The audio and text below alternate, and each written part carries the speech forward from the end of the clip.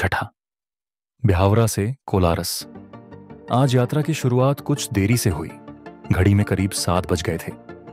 नींद थोड़ी ज्यादा ही मीठी लग रही थी। शायद थकान ने अपने पैर पसार लिए थे।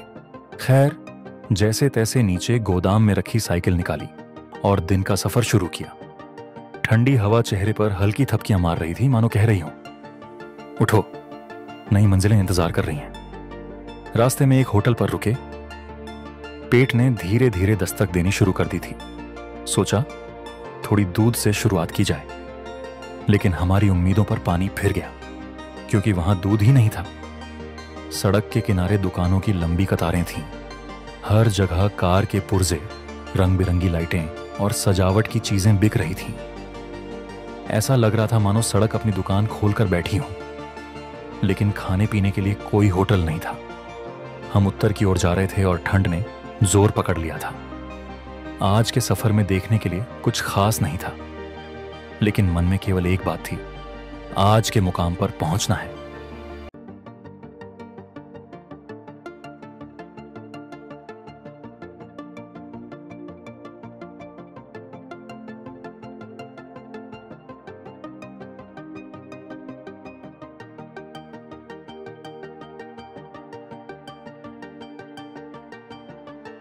साइकिल चलाते चलाते थकान हावी होने लगी थी। तभी अचानक मेरी नजर पिल्ले फूलों से सजी सरसों की खेती पर पड़ी। हम तुरंत रुक गए और तस्वीरें लेने लगे। एक तरफ मुरझाए हुए खेत थे जो अपनी कहानी खुद बयां कर रहे थे, और दूसरी तरफ हरे भरे खेत जो उम्मीद और समृद्धि का प्रतीक थे। यह नजारा अमीरी और गरीबी का एक जीता जागता उदाहरण लग रहा था।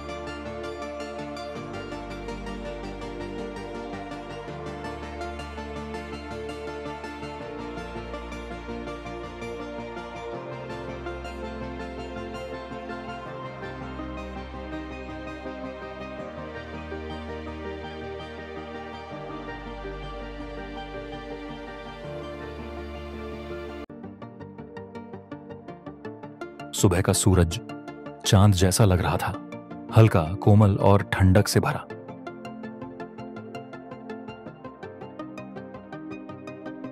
नदी के दोनों ओर बड़े बड़े पेड़ थे, जैसे उस नदी की रक्षा करने वाले सिपाही हों। उनका पानी में गिरता प्रतिबिंब ऐसा लग रहा था मानो कुदरत ने अपनी सबसे सुंदर पेंटिंग बना दी हो।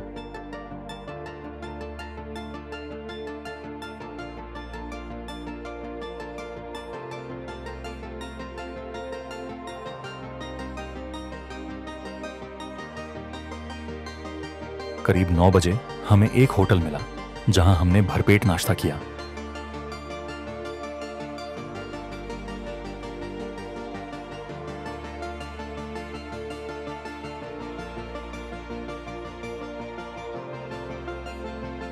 थोड़ी ही देर में सड़क किनारे एक बोर्ड दिखाई दिया, श्री 1008 आदिनाथ दिगंबर जैन अतिशय तीर्थ क्षेत्र।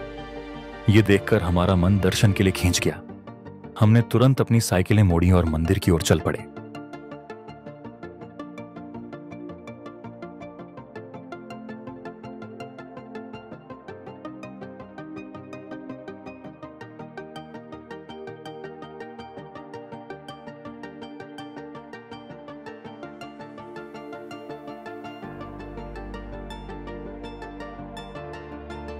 दर्शन के बाद हमने हमारा सफर जारी रखा।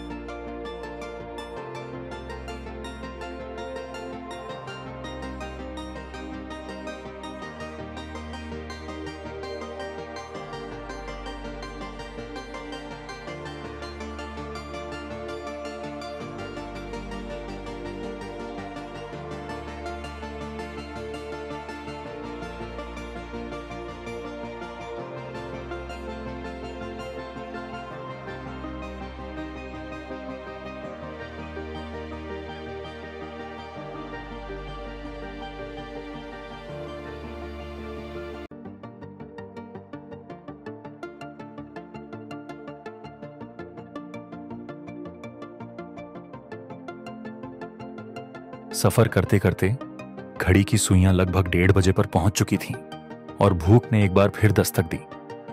रास्ते में हमें पंचवटी होटल नजर आया, तो हमने वहीं दोपहर के भोजन के लिए रुकने का फैसला किया। भोजन के बाद होटल के बाहर रखी चारपाई पर थोड़ी देर लेटने का मौका मिला।